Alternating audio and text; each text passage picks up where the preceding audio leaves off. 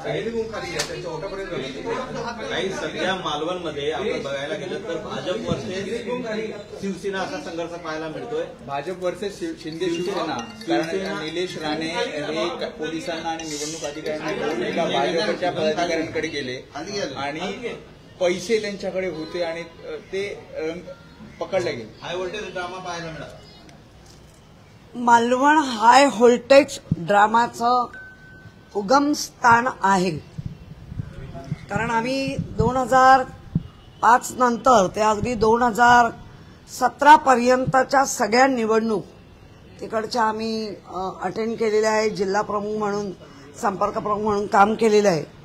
त्यामुळे मालवण, कणकवली, जो आमचा शांत शिस्तप्रिय असा कोकण 2000 पासून ते ढवळला गेला आणि तो हाय व्होल्टेज मतदारसंघ असा ओळखला गेला। आता काल जे घडलं तुम्हीही पाहिलं, मीही पाहिलं। निलेश राणे भाजपाच्या घरात घुसले, भाजपाच्या कार्यकर्त्याची बोलती बंद केली। उघड उघड भाजप पैसे वाटतो हे शिंदे गटाचे निलेश राणे यांनी दाखवून दिलं। पोलिसांना घेऊन आले आणि जो हाय व्होल्टेज ड्रामा तो कुठल्या तरी एका नागरिक भाजपाचे पदाधिकारी असलेले यांच्या घरात पाहायला मिळाला। आता तसं बघायला गेलं, एका बाजूनी म्हटलं तर चांगलं केलं, ऑन दी स्पॉट जो निर्णय असतो तो निलेश राणेंनी दिला। पण दुसऱ्या बाजूनी जर एक चांगले नागरिक म्हणून विचार केला तर ज्या पद्धतीने ते घरात गेले, घरातल्या लोकांनी कुठेही विरोध केला नाही, चांगल्या परिचयाच्या असल्यामुळे, पण त्या पदाधिकाऱ्याची मात्र पुऱ्या जिल्ह्यात फुलटून नाचक्की करून टाकली। त्यामुळे या दोन लोकांच्या भांडणांमध्ये किंवा आरोपांवर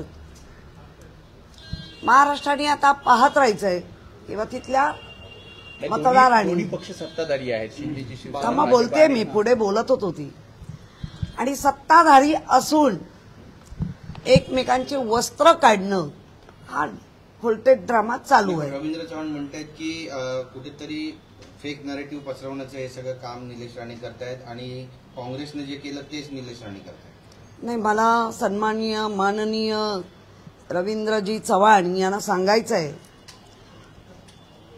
तुम्हीच सांगताय आम्ही युतीत आहोत, तुम्हीच सांगताय की एकनाथ शिंदे आणि त्यांची पुरी टीम आमच्याशी नीट आहे, मग हे काय आहे? तुमचे मुख्यमंत्री आहेत सन्माननीय देवेंद्रजी फडणवीस, मग हे काय आहे? म्हणजे लोकांना किती किती किती गृहीत धरताय असं झालंय। आता त्या मालवणकरांनी ठरवावं। बावनकुळे म्हणतायत की कुणाच्याही घरात जाऊन शूटिंग करणं चुकीचं आहे, निलेश राणेंनी ज्या पद्धतीने केलंय ते अशा। हा, ते शिंदे गटाचे आहेत म्हणून बावनकुळे बोलतायत, बाकी पैसे वाटतायत त्याचं काय बोलणार? पण या सगळ्यांमध्ये निवडणूक आयोगाची भूमिका पण संशयास्पद। मग काल काय सांगत होती, निवडणूक आयोग ज्या पद्धतीने त्याला दूषणं देत आहेत की भांडीघाशी म्हणून, असं मी नाही म्हणत आहे, परत सांगते, जी दूषणं आपण त्याच्यातून पाहतोय सोशल मीडियातून, नागरिकांच्या मधनं येणाऱ्या त्यांच्याबद्दलची दूषणं, का निवडणूक आयोगाची तिथे माणसं नाही आहेत या दोन्हींवर कंट्रोल करणारी? सत्तेतले लोक आहेत, सत्तेमध्ये बसलेले लोक आहेत, मग अशा पद्धतीने सत्ता चालवणार भयभीत वातावरण करून। या सगळ्या स्थानिक स्वराज्य संस्थांच्या निवडणुकांमध्ये हल्ले सुद्धा कार्यकर्त्यांना होतात। बीडमध्ये एका शरद पवार गटाच्या कार्यकर्त्यावर हल्ला झाला, अंबरनाथमध्ये सुद्धा भाजपच्या एका कार्यकर्त्यावर हल्ला झाला। जीवघेणी ठरतायत या निवडणुका?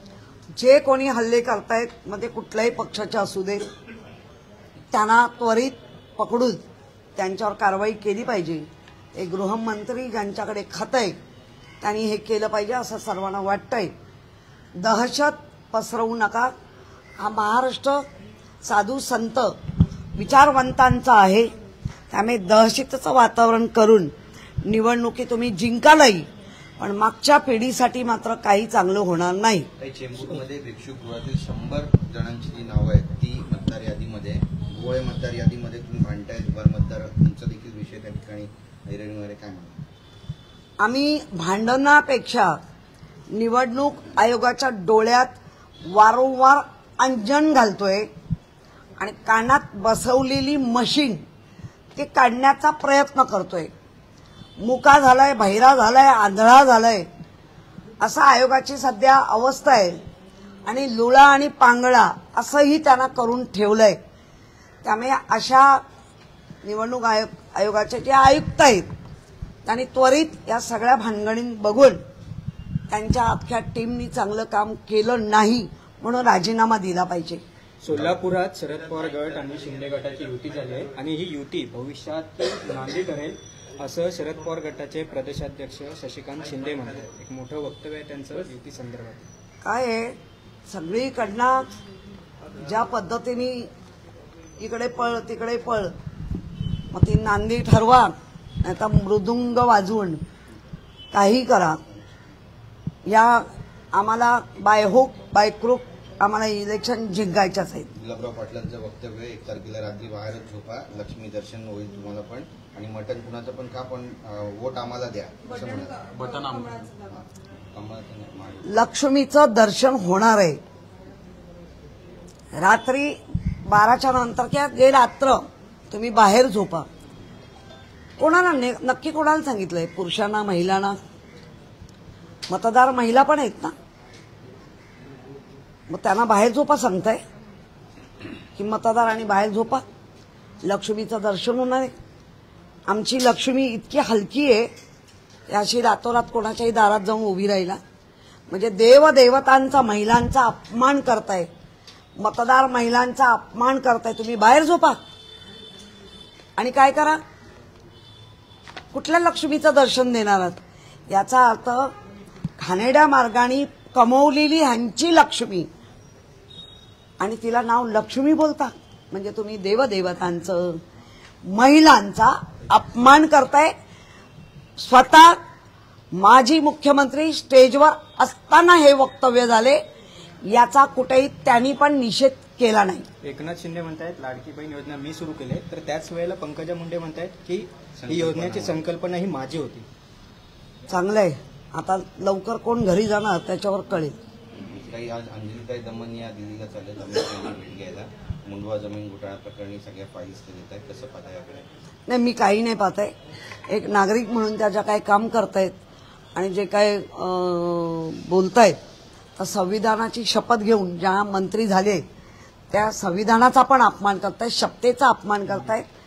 त्वरित खरं म्हणजे ह्यांच्यावर कारवाई व्हायला पाहिजे, पण ती होणार नाही. मुंबईमध्ये आपण बघतोय निवडणूक आयोगानं सगळ्याच पक्षातील कार्यकर्त्यांना कामाला लावलेलं आहे. दुबार मतदारांसाठी वेगवेगळ्या पद्धतीनं सगळेच राजकीय पक्ष आता वेगवेगळ्या शिफ्टमध्ये काम करतात. आम्ही तेच सांगतोय, निवडणूक आयोगाने हा जो काय घोळ घालून ठेवलाय, तर या घोळाच्या कारणावस्तव यांच्याकडनं राजीनामा घेतला पाहिजे. आणि यांनी एवढा गोंधळ घातलाय, सगळं नागरिकांनी मदत करू नये, पक्षांनी मदत करून, तर यांच्यावर संविधानाच्या माध्यमातून जी काही कलमं असतील की फसवलं जातंय नागरिकांना, वंचित ठेवलं जातंय मतदानापासून, त्यांच्यावर कारवाई केली पाहिजे. तुमची मागणी होती की हरकती आणि सूचनांसाठी वेळ द्यावा. 3 तारखेपर्यंत, 3 डिसेंबरपर्यंत हा वेळ देण्यात आला. वेळ दिलाय, पण हा फसवणूक आयोग आहे. अचानक 30 तारखेपासूनच घ्यायचं बंद करतील, काही सांगता येत नाही. त्यामुळे आम्ही अलर्ट आहोत. साधारणपणे आपण बघतोय दुबार मतदारांच्या शोधासाठी सुद्धा पालिका प्रशासन नागरिकांवरती जबाबदारी टाकते, निवडणूक आयोग पालिकेवरती जबाबदारी टाकते. यातनं 103 बार सुद्धा मतदान करू शकणारे अनेक लोक मुंबईत आहेत. मी कालच सांगितलं होतं की ढकलपंची हा आयोग आहे. हा आयोग महापालिकेवर टाकताय, महापालिका महाराष्ट्राच्या आयोगावर टाकताय, महाराष्ट्राचा आयोग केंद्राच्या ढकल गाडी आयोग आहे. महानगरपालिकेचे नक्की लोक फिरत आहेत, पण ते फिरत असताना 12 दुबार असतील, 2च्याच घरी गेलेत. आम्हाला आमच्या मतदारसंघातनं तक्रार येत आहेत, 10 लोकांच्या घरी गेलेत नाहीत. म्हणजे अशा पद्धतीने जर त्यांना टीच करून पाठवलं असेल तर हे रॉंग आहे. हिंदी में मिठी नदीचा प्रश्न आहे. खरं तर अदानींना प्रकल्प देतात, एकीकडे अनेक धाराविद्युत प्रकल्प असेल, टेंडर देतात. आता मिठी नदी साफ करण्याचं काम सुद्धा अदानीने केलेलं आहे. 1700 कोटींचं एक कंत्राट आहे. नाही, जे लोक मराठी माणसांना का पुढे करत नाही असा प्रश्न आता गेल्या 4 वर्षात तर नक्की विचारतायत. मग सगळे मराठी कुठे गेले? हेच का तुमचं बेगडी प्रेम?